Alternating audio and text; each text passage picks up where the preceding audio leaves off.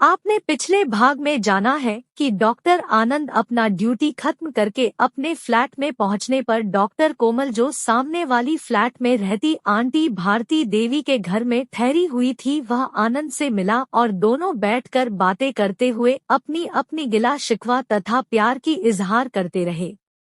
कुछ देर और बीत गई कि भारती देवी कोमल को अपने साथ लेकर चली गई। आनंद मन ही मन सोचने लगा, अच्छा हुआ कि कोमल को आंटी जी ले गई है, नहीं तो बड़ी मुश्किल हो जाती।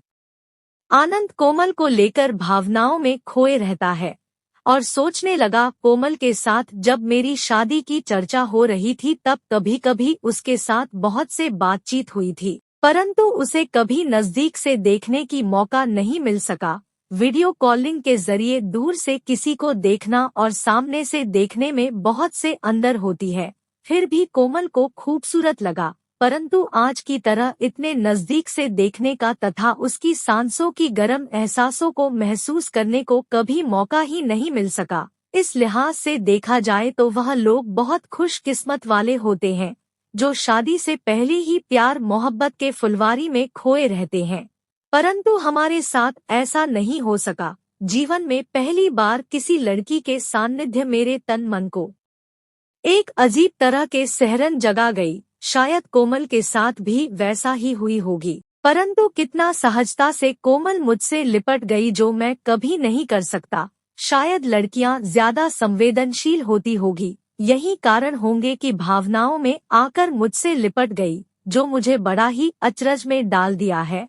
परंतु उसके मुझसे इस तरह से लिपट जाने पर मुझे एक अपनापन का एहसास करा गया, मानो वह अपना कितने नजदीक के हैं, दिल से मेरे प्रति गहरा भावनाएं रखती हो। 4-5 वर्ष पहले भी उसने फोन पर ऐसी बहुत सी बातें मुझसे की थी, परंतु इतने गहराई तक पहुंचने से पहले ही सिग्नल मैन आकर हमारी पटरी को जोड़ने के बजाय अलग कर दिया था और हम दोनों ही अपनी राह से भटक गए थे। परंतु आज फिर से हम दोनों ऐसे मोड़ पर आ गए कि जहां से हमारे जीवन के राह अलग होंगे या कहें एक ही पगडंडी पर चलेगी, कुछ कह नहीं सकते। पता नहीं हमारे, विशेषकर मेरा भविष्य क्या होगा और कैसा होगा। आनंद करवटें बदलते हुए तरह तरह की ख्यालों में रात गुजरने लगा। तभी उसके मन में भावनाएं जगा। कोमल ने बताई थी कि खाली हाथ घर से निकला है और सीधा मेरे पास आ गई है। इसका मतलब है कि उसके पास कोई कपड़े लत्ते भी नहीं होंगे। बेचारी एक ही कपड़े में कैसे रहेगी। अच्छा हुआ कि आंटी जी ने उसे अपने साथ ले गई है, नहीं तो मैं उसे कहाँ सुलाता। हमारे पास जगह नहीं है, ऐसा कहना गलत होगा। अलग से कमरे तो है, परंतु हम तो बगैर शादीशुदा के हैं। ऐसे में उसे अपने फ्लैट में रखना कतई उचित नहीं होता। भारती देवी के साथ कोमल उनके कमरे में आ गई। भारती देवी अपनी अलमारी से एक साड़ी निकाल कर देते हुए कहती है, बेटा इसे तुम अपना ही घर समझो, अपने कपड़े वगैरह बदल लो और आराम कर लो। कोमल बिना कुछ कहे मान जाती है। कोमल सोचने लगी, इतने बड़े फ्लैट में भारती देवी अकेली रहती है। जब जब लोग बड़े हो जाते हैं, उनमें से बहुत से ऊंचे ऊंचे ओहदे पर पहुंच जाते तो अकेला निसंग हो जाता है। ठीक उसी प्रकार आज भारती देवी अकेली रहती है।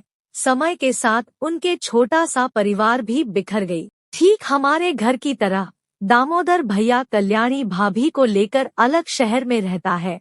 उसके 2 बच्चे भी हो गई है, परंतु एक तरफ जहां वह लोग हमारे घर परिवार से अलग दूर रहते हैं, वहीं हमारे माता पिता बिल्कुल अकेला हो गए हैं। भारती आंटी जी के भी आज यही हाल है। शायद यही कारण होंगे कि मुझसे मिलकर बहुत खुश हो गई है। यह मुझ में अपनों को ढूंढने लगी है। वैसे तो पता नहीं है कि यह किस प्रकार की व्यवहार कुशल है, परंतु मुझसे जिस तरह से बातचीत की उससे तो यही लगता है कि आज मेरे आने पर उनके संग जीवन में किसी के संग मिल गई तो उनके भी चेहरा खिल गई है। वैसे खुश तो मैं भी हूँ। जहाँ तक कि यहाँ पर भारती देवी मुझे अपनी बेटी की तरह प्यार दिया, वहीं आनंद से लिपटकर क्षण भर में ही मेरी मन की सारी तपन ठंड सी हो गई है। प्यार की ठंडी एहसासों के बीच मेरी तन मन को एक अजीब सी ठंडक प्रदान किया। जो मैं कभी सोच भी नहीं सकता। सच में आनंद अच्छा लड़का है, उसमें कोई संदेह नहीं है। नहीं तो इस उम्र में भला वह मुझसे अलग रहने की विचार करता। यद्यपि मेरे मन में संकोच नहीं रहा, पर उसके मन को गवारा नहीं था। तभी तो वह चाहता था कि मैं आंटी जी के साथ रहूं। करवटें बदलते हुए रात गुजारते हुए कोमल अपनी मन में बहुत सी बातें सोचने लगी। उसे दिन भर भारती देवी के साथ किए वार्तालाप की याद आती है। आंटी जी कहती है, आनंद बहुत अच्छा लड़का है, खुले दिमाग की है, खुले विचार की है। आज के समय में ऐसा लड़का मिलना बहुत मुश्किल है। हमने तो बहुत से लड़के को देखा है, एक से बढ़कर एक। उनमें से बहुत से ऐसे हैं जो शराब और सिगरेट की सेवन करता है, पर आनंद को कभी ऐसा करते हुए नहीं देखा। लगभग 5 साल से ऊपर हो गया है यहाँ पर रहता है। कभी किसी के साथ किसी भी प्रकार के दुर्व्यवहार तथा गलत बात करते हुए नहीं देखा। हालांकि कोई भी व्यक्ति पूरी तरह से परफेक्ट नहीं होता, फिर भी ओवरऑल आनंद अच्छा लड़का है। परंतु उसने कभी इस बात की जिक्र नहीं किया कि उसका शादी की बात बनते बनते बिगड़ गई है। यह बात सत्य है कि पहले जब हमारे पास आया था तो उसका चेहरा खिलाखिला सा था। 1-2 साल के बाद अचानक वह मुरझा हुआ चेहरा बनाकर रहने लगा। पर हमने कभी हिम्मत जुटाकर पूछा नहीं कि क्या बात है। सोचा कि शायद किसी किस्म की परेशानी होगी। वैसे तो बहुत से लोगों के बहुत से परेशानियां हो जाती है, शायद कुछ वैसा ही बात होगा। अब पता चला कि शायद तुमसे शादी टूटने के कारण वह थोड़ा मुरझा गया होगा। चलो जो भी हुआ, अपनी गलतियों को स्वीकार करते हुए उसे अगर दोबारा सुधारने की दिशा में कदम बढ़ाया जाए तो स्वाभाविक रूप से कहीं ना कहीं सुखद परिणाम होती है। तुम्हारे साथ भी कुछ वैसा ही होगा। हमें ईश्वर पर भरोसा रखना चाहिए, क्योंकि वह जो भी करते हैं अच्छाई के लिए करते हैं।